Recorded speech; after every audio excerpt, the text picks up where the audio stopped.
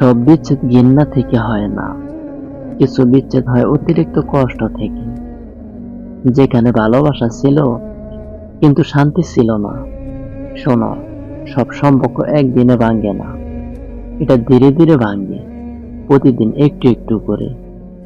একদিন হাসি ছিল, কথা ছিল, স্বপ্ন ছিল, আর আজ শুধু নীরবতা।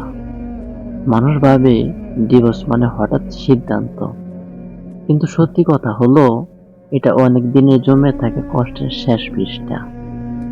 যখন কথা বলতেও ভয় লাগে, আবার ঝগড়া হবে না তো, তখন সম্পর্ক বাঁচে না, শুধু টিকে থাকে।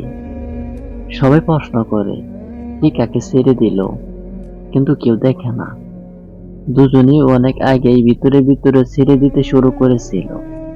অভিমান, অবহেলা আর অজানা কষ্ট সব মিলিয়ে একটা সুন্দর সম্পর্ক ক্লান্ত হয়ে যায়। ভালোবাসা ছিল কিন্তু শান্তি ছিল না, আর যেখানে শান্তি থাকে না সেখানে ভালোবাসাও একসময় নিঃশব্দ হয়ে যায়। সব বিচ্ছেদ ঘৃণা থেকে হয় না, কিছু বিচ্ছেদ হয় অতিরিক্ত কষ্ট থেকে।